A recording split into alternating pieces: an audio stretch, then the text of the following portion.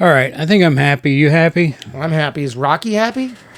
Rocky, tell us, what are you thinking, buddy? I'm not hearing any echoes. No echo today. All right. You want a marker? I'm going to get the sticks down one day. Marker. Hello and welcome to another episode of Streaming Without a Paddle. I'm Andrew. And I'm Ted. And today we take on Companion. That's right. It is a sci-fi thriller from Max. But before we get in that, you know, my cohort here, he's heading off tomorrow. No. They moved it. They moved it to next week. Yeah. Oh, I thought it was tomorrow. No, they moved it. What day next week? It's next Friday. Oh, okay. Also, don't mention it. I'm not mentioning when it is. I'm just saying he's off to do. I'm just going to say he's off to do a project here, so we'll be able to break that to you when it gets closer to the time. But yes.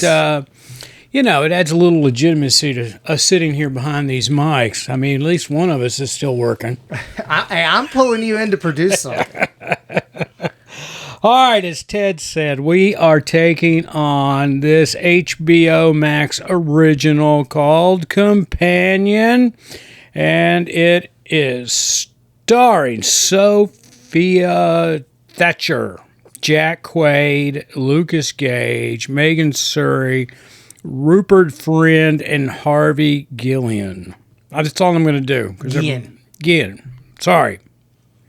You know him. I do know him. Ted was telling me before the show that he knows he's worked with Harvey before. We did a pilot called Love Finder that was about online dating. Well, that seems like something I would be in right there, Love Finder. He's extremely funny. In this, he's more dramatic, but he's very funny out.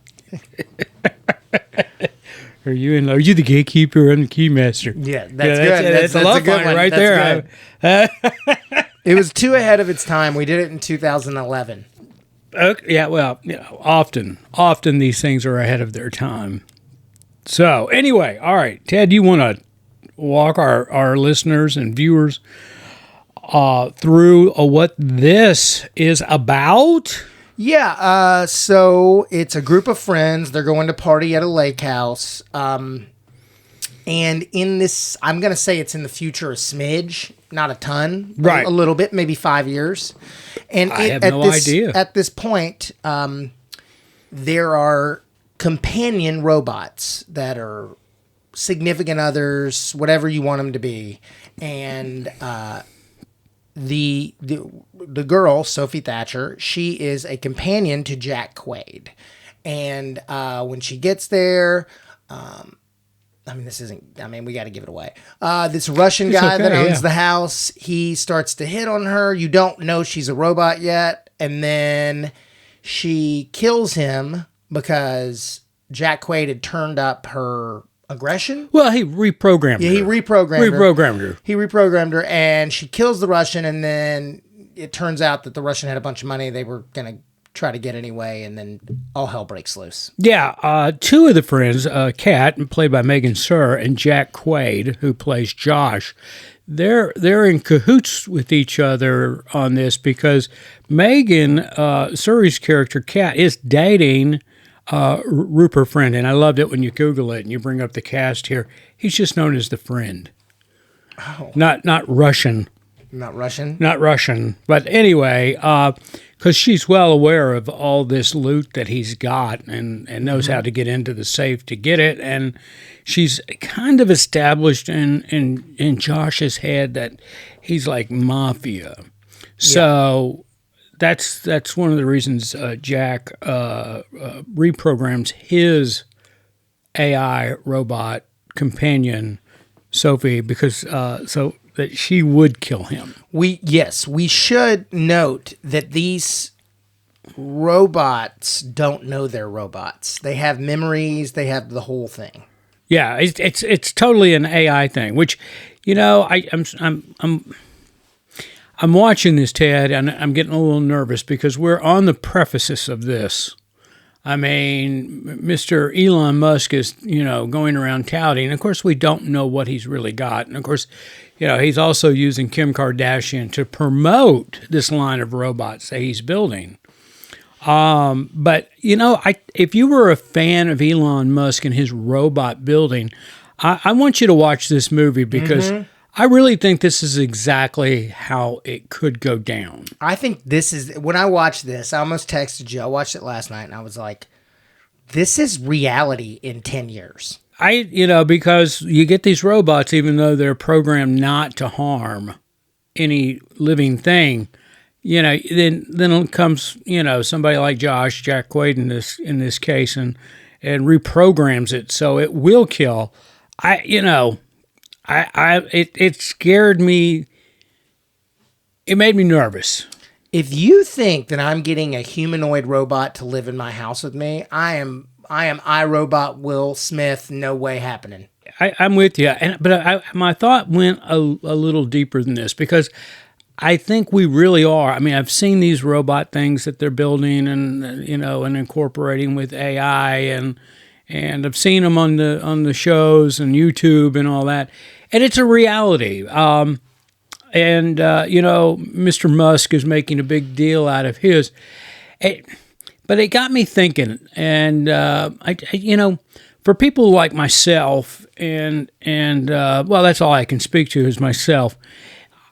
I'm thinking, what? My initial thought was, no, I will never do that. I will never get a robot because of this factor. But then it hit me, what? I'd probably never be able to afford a robot. Exactly. I thought the same thing. Which made me then think the people that can afford these robots are going to marginalize those of us who can afford the robots even more than we're already marginalized by them. Yeah. I mean, what it brings to mind is that old saying, and I'm going to put this in movie terms: Tropic Thunder, Les Grossman, Bill Hader saying, "A monkey could do your job." Okay, that's exactly what these people who are going to afford these robots are going to say. A robot can afford your job or do your job. And they don't get tired. And they don't. So, everybody who's sitting there going, oh, he's so great, being Elon or anybody else making these robots, you just know you're not, most of us, and I think it's safe to say 90% of Americans aren't going to be able to afford one of these robots. And therefore, the top 10%, again, is going to win. And we're going to be marginalized even more. So, hey, look at, he's so smart. Yeah, don't celebrate people like that. This is my opinion now. Don't celebrate people like that because you know what?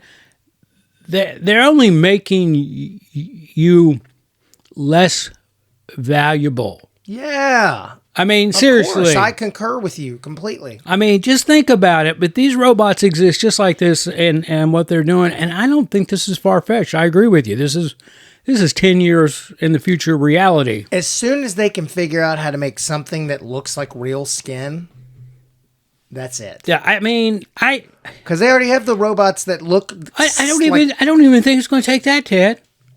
I don't. It's we as a society are going to be so marginal. Bill Gates just last week, or a week ago, whatever it was, he was talking about AI, and he was listing off all these jobs that were going to be taken by AI, and it was just ridiculous. Now you take that AI and you stick it in something that can pick something up and put over here and do it without complaining. Mm-hmm. I mean, my God. I mean, it is. So, you people, this is my opinion. Because this movie, and we'll get to what we thought about it and all that, but this movie really hits hard at what we are facing in the very near future. And the truth of it is, as much as it seems cool and all that, most of Americans, most of society worldwide is going to be so marginalized you know what? We're not even going to exist anymore. It's a matter of time before, I guess they want this. It's a matter of time before every teacher is a robot. Every factory worker is a robot. That's not a, I mean, it's just a matter of time. Maybe not in my lifetime or your lifetime, but very close after. Oh, I can see these units being plugged up. And again, they don't have to have the skin.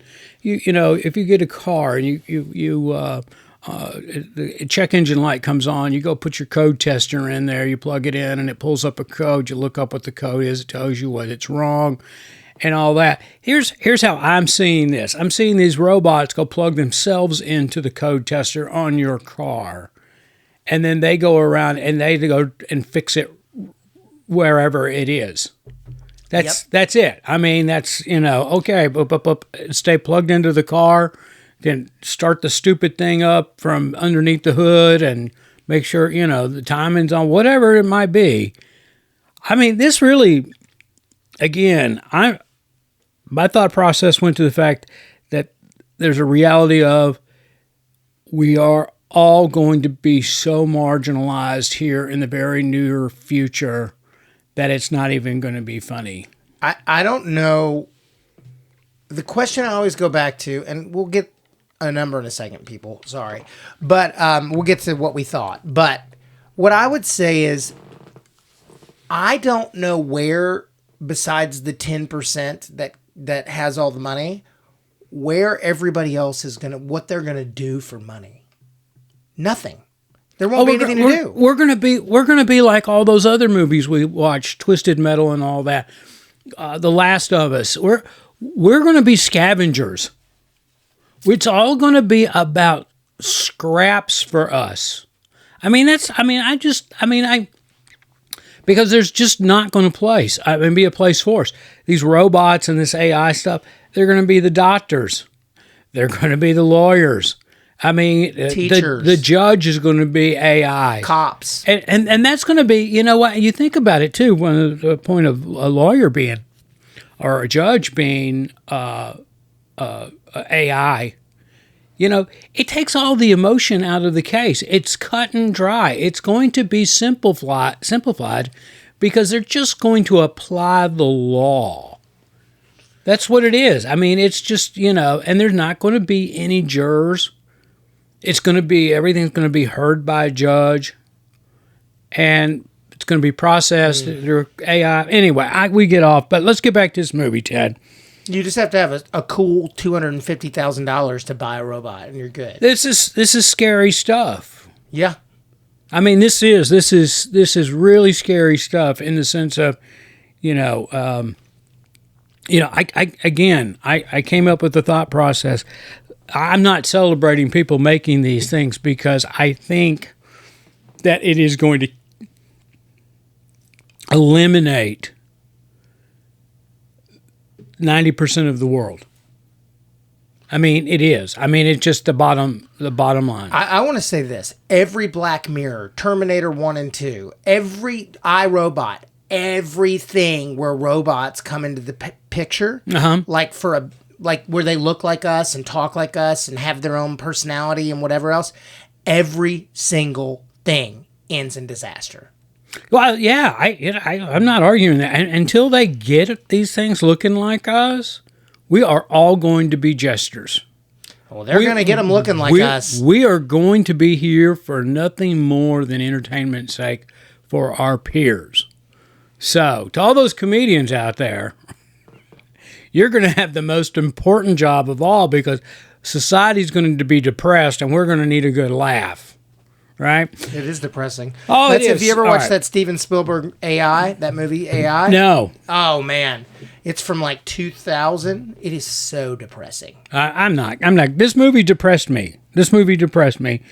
But let's get to the nuts and bolts on this movie. Okay, the acting in it was good. Yeah. There was nothing wrong. Nobody's going to win an Academy Award for it. She's pretty great. Sophie Thatcher is just, you can just see, I mean, she's done a lot of horror movies. Yeah. And you can just see in watching her that there is something in her from a talent standpoint that is seriously going to explode here. Yep. I mean, it's one of those things. I mean, bless her heart, she's 24 years old. She is going to explode on the scene if she keeps her stuff together. Yeah. I mean, because so many people go off the rails at some point in this industry because they get a little money in their pocket and a big ego. So, but no, you're absolutely right. And you know what? Jack Quaid, I was first introduced to him in The Boys. He's great. And now he's morphine in the Marvel universe. Is that a superhero movie? Well, he doesn't feel pain. That's a superhero movie. I did not. That's a Marvel movie. Well, it might not be. It was distributed by Paramount. Because I wanted to see it. I liked the trailer. I need to see it. It's not out in streaming yet. Well, it kind of plays along with that The Boys kind of thing that he's done for, 4 seasons now? Is that what they are on? This 4? is their final season. Season 4? Is that what it was? Anyway, Jack...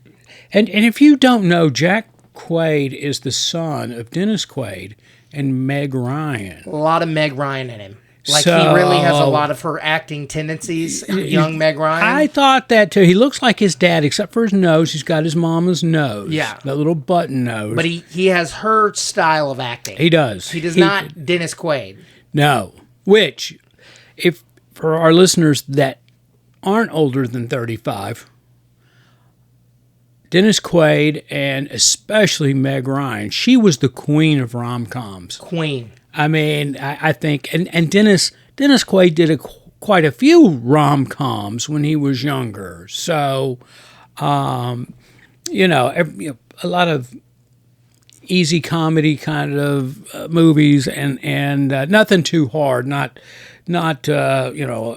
murder movies or horror movies. Yeah. He was more mainstream. He played baseball players and that kind of thing. He's done some real bangers. He's done what's the movie about the Cutters, the bicycle running away? It's from 1980.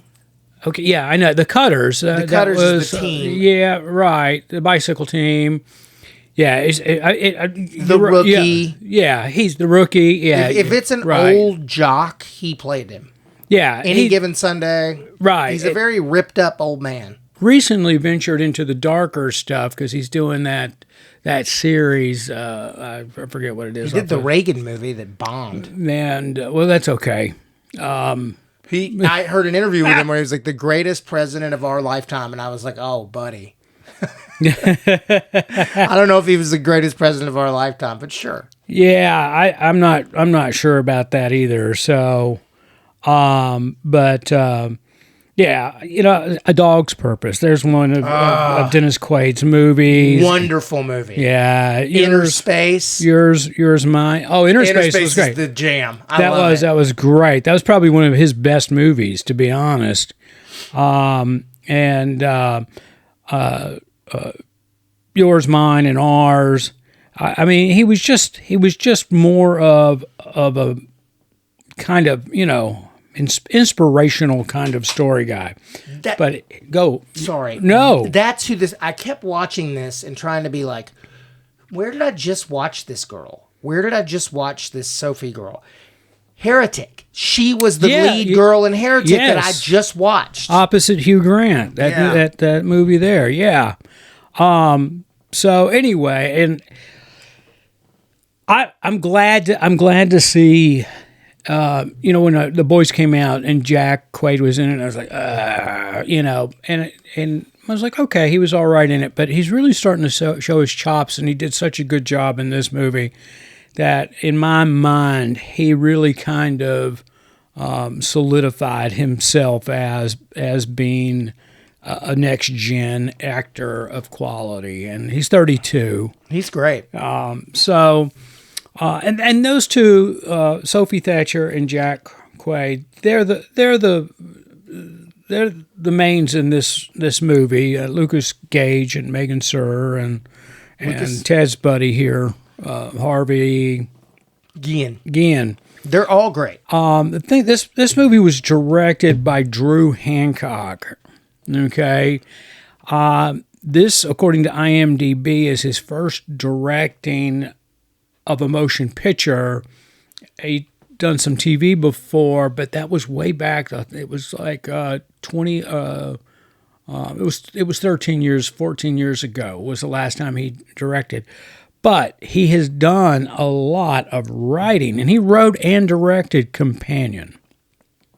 So kudos to him on that. I mean, and he wrote a lot of television too. That was his thing coming into this.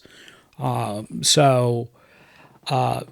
guess you could say this is his first motion picture that he's written and directed, and I think he did a really good job. I do too. I mean, I was really impressed. I mean, when I sit down and I watch these things, I'm taking it all in, and from a direction standpoint, everything was just wonderfully executed. I think he killed it. So there wasn't anything bad about this movie per se, other than the fact that the subject matter made me really nervous, and the fact that it's a thriller sci-fi movie, and I don't even think you can call it a sci-fi movie because we're so close to it. Yeah, we're on the prefaces of this robotic stuff, and I can't remember the movie we reviewed. It's been a year or so now that we were talking about robots, or a robot was in it, and we're there, we're here. It's just a matter of time now. So, but I mean, I guess you just call it a thriller. Yeah, I mean, it's billed as a sci-fi thriller, but it did. I mean, that was my takeaway from this movie, was that it just made me really nervous about what tomorrow is, and kind of put my thought process more into perspective of, man, we as a society, if this keeps going, and I got kids, we're going to be eliminated. I mean, we're going to need a couple of Rick Warrens out there trying to figure out what our purpose-driven life is, because there's not going to be much purpose for us if these things do what these things do. Well, like you said, a police department is not going to be able to afford to get 200 robots that are $250,000 each. They're just not. So for a while, we're going to be okay, because only the uber rich people will be able to have them. Well, the police, no, because what I think is the police force will be these things. No, I know that.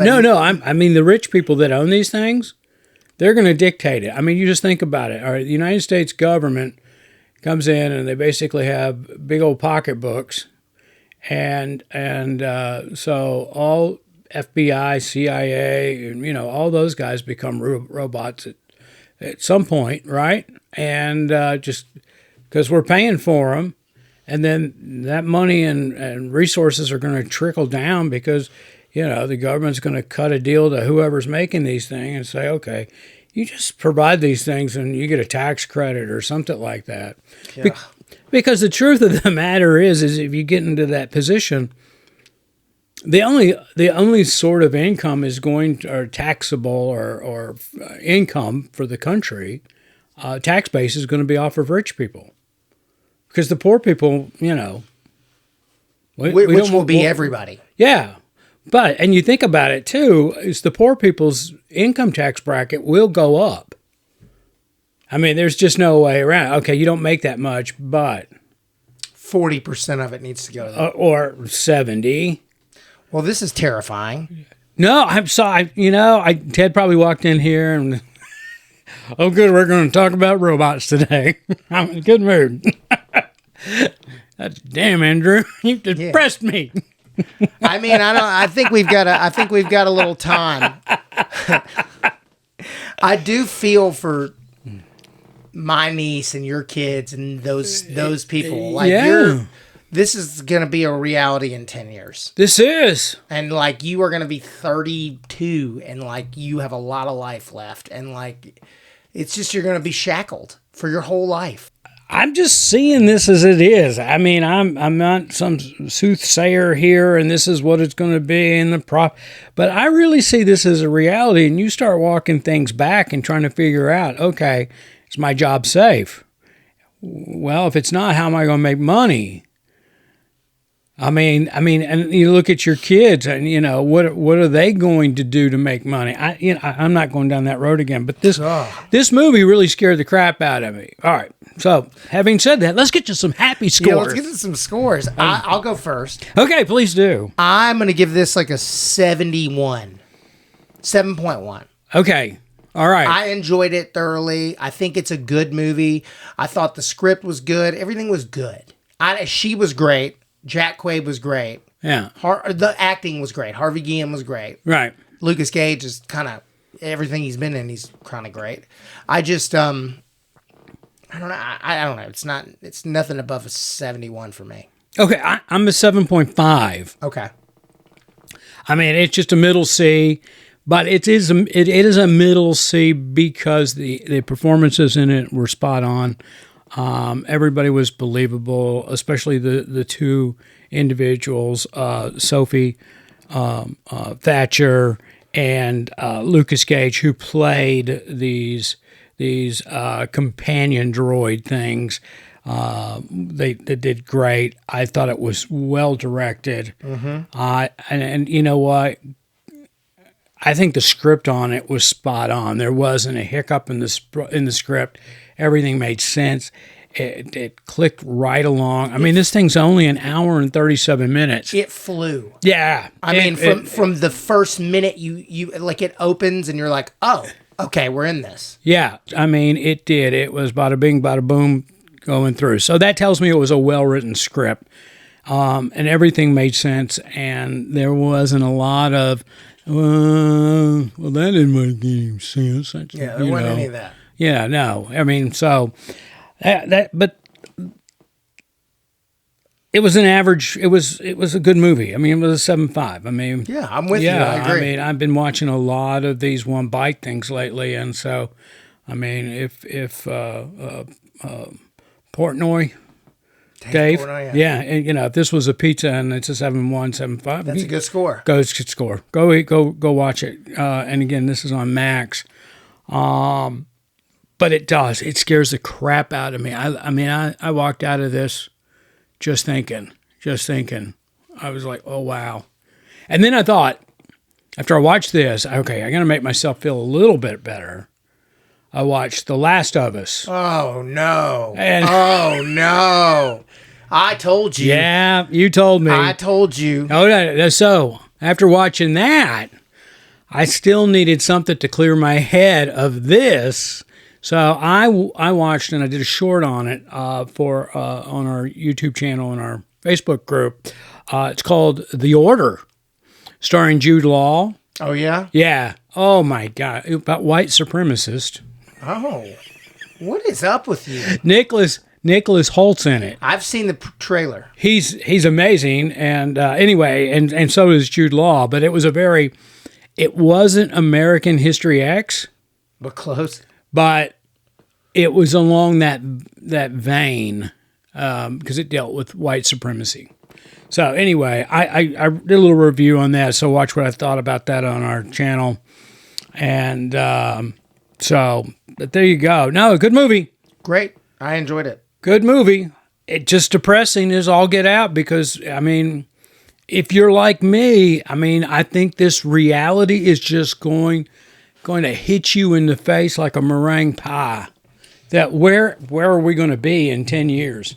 Well, let's try to be positive. I did. I said meringue pie instead of bitch slap. Mm-hmm. This is Andrew on the edge of Armageddon. Yeah, right. I'm going to start growing weed and drinking a lot of gin. Well, we're going to be making our gin in the garage so we can sell something during the... Oh, well, I guess it'll be vodka because I can grow potatoes. Yeah.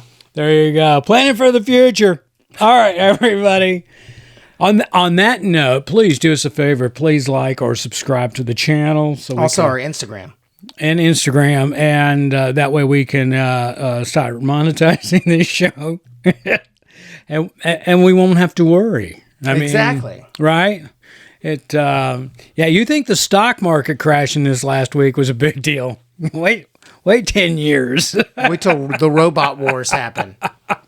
Yeah, right. It does make you think about that other movie, The Robot Wars. Yeah. Who's going to take us out? The Tesla robots or the Honda robots? I mean, that's just, all powered by Nvidia. Lucky for us, the Tesla robots will break down a lot. Yeah. Yeah. Probably true. All right, everybody, thank you so much for listening to the show. So till next Monday, I think I'm going to be Andrew. And I will be Ted.